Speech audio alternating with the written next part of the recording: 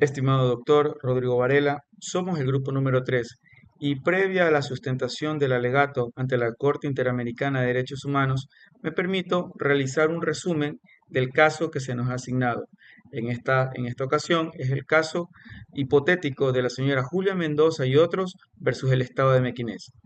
El presente caso se desarrolla en el estadio ficticio de Mequinez, un país con una profunda diversidad étnica, pero marcado por una profunda desigualdad de racismo estructural, especialmente en las personas afrodescendientes y practicantes de religiones de origen africano.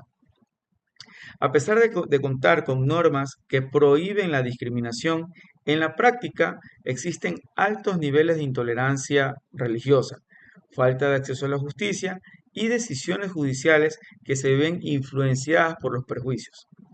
El conflicto gira en torno a Julia Mendoza, quien es una mujer afrodescendiente, practicante del candomblé y en una relación con otra mujer, Tatiana, quien tenía la custodia de su hija Elena.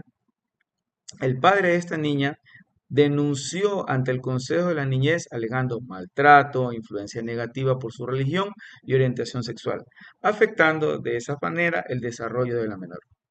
Como resultado, este consejo actuó con un sesgo y trasladó el caso a instancias judiciales.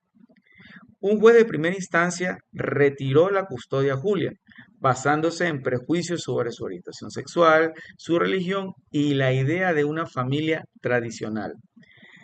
En segunda instancia, el tribunal revocó esta decisión, reconociendo que existía una discriminación y que no había pruebas de afectación a la niña. A pesar de aquello, la Corte Suprema restableció la custodia al padre, priorizando supuestas mejores condiciones y argumentando incluso que Julia vulneraba la libertad religiosa de su hija.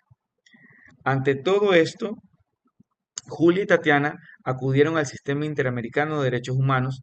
La Comisión Interamericana concluyó que efectivamente el Estado de Mequinez es responsable por violar varios derechos. Es así como en esta ocasión nosotros como Grupo 3 procedemos a la elaboración y sustentación del alegato ante la Corte Interamericana. Hechos del caso identificando a las víctimas. En el presente caso, el Estado de Mequinez intervino de manera arbitraria en la vida familiar de las víctimas al retirar la custodia de la niña Elena Mendoza Herrera.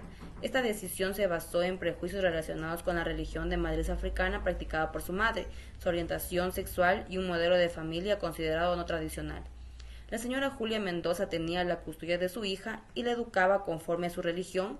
El candomblé práctica que la menor aceptó libremente. Sin embargo, tras la denuncia del padre, el Consejo Tutelar de la Niñez solicitó la separación de Elena, argumentando que la convivencia con una pareja del mismo sexo y la práctica religiosa podrían afectar a su desarrollo. El juez de primera instancia otorgó la custodia del padre considerando factores ajenos al interés superior del niño, como la orientación sexual de la madre y la estructura familiar. Aunque la segunda instancia corrigió esa decisión, la Corte Suprema restableció la custodia del padre, reiterando argumentos basados en valores tradicionales sin demostrar ningún daño real para la menor. Esas decisiones evidencian que las autoridades actuaron sobre la base de estereotipos y no de pruebas objetivas, provocando así la separación injustificada de la niña de su núcleo familiar.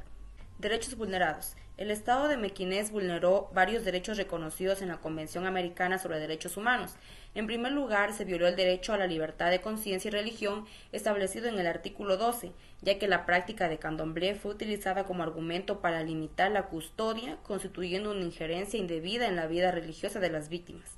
También se vulneró el derecho a la protección de la familia previsto en el artículo 17, debido a que el Estado desintegró el núcleo familiar basándose en criterios discriminatorios y privilegiando un modelo de familia heterosexual tradicional. Asimismo, se afectaron los derechos del niño reconocidos en el artículo 19, ya que las autoridades no aplicaron correctamente el principio de interés superior del menor, sustentando sus decisiones en prejuicios y no en existencia de un riesgo real. De igual manera, se vulneró el derecho a la igualdad ante la ley, consagrado en el artículo 24, puesto que Julia Mendoza recibió un trato diferenciado por su orientación sexual y su religión afrodescendiente. Finalmente, se violaron las garantías judiciales establecidas en el artículo 8, numeral 1, ya que las decisiones estuvieron influenciadas por estereotipos y consideraciones morales. afectando de esta manera la imparcialidad del proceso. Discriminación estructural. Este caso no es un hecho aislado, sino que refleja un contexto de discriminación estructural en el estado de Mequinez contra personas afrodescendientes practicantes de religiones de matriz africana y familias diversas.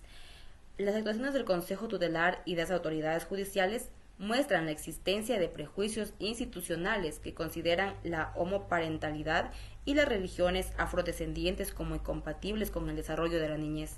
Esos estereotipos fueron utilizados para justificar la separación de la menor sin base objetiva. Además, la decisión de la Corte Suprema reforzó la idea de que la familia tradicional es el único modelo válido, reproduciendo patrones históricos de exclusión. De esta manera, el Estado no solo omitió proteger a las víctimas frente a la discriminación, sino que también contribuyó a perpetuarla mediante sus decisiones judiciales. En consecuencia, el caso demuestra la existencia de prácticas discriminatorias estructurales que afectaron el acceso a la justicia y el ejercicio pleno de los derechos de las víctimas. Dentro de esta declaratoria para la Corte Interamericana de los Derechos Humanos encontramos netamente lo que es el cuarto punto. El cuarto punto nos habla de la responsabilidad del Estado.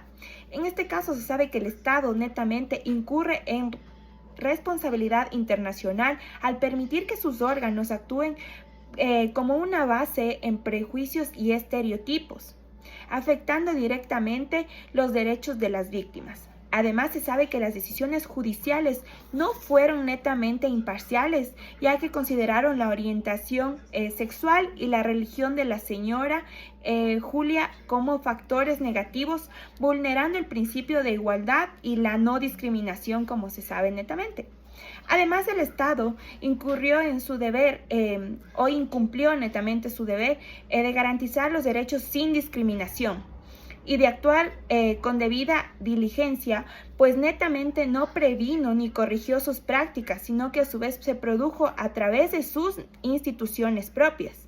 Finalmente, también falló en el adecuar su normativa y prácticas internas, así como también permitiendo este contexto de desprotección hacia las religiones de la matriz africana, ¿no? Netamente hacia las religiones estas. Como en quinto punto encontramos las soluciones.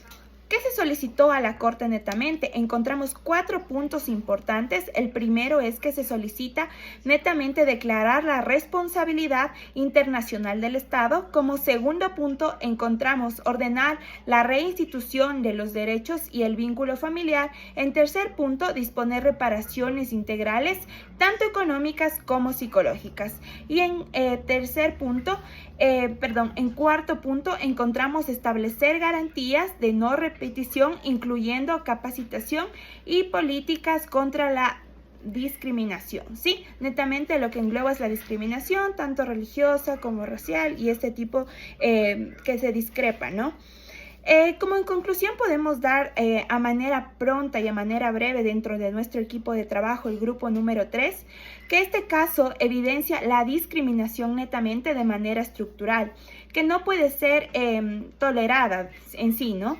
La Corte al reafirmar sus derechos humanos debe de garantizarla sin prejuicios, protegiendo netamente la diversidad de todas sus formas, ¿sí? Entonces, en este caso hemos evaluado y hemos visto cómo varias instituciones netamente de la Corte han discriminado y han vulnerado este tipo de pensamientos, ideologías, derechos humanos netamente, y como se sabe se deben evaluarse sin prejuicios. No se debe discriminar religiones, razas ni ninguno de estos tipos situaciones. Entonces a su vez vemos que falla, ¿no? Netamente en este caso falla su normativa y prácticas internas, permitiendo que el contexto netamente de desprotección hacia las religiones de la matriz africana sea neto, ¿no? Esto es en cuanto les podemos decir en cuanto a nuestro trabajo. Muchas gracias.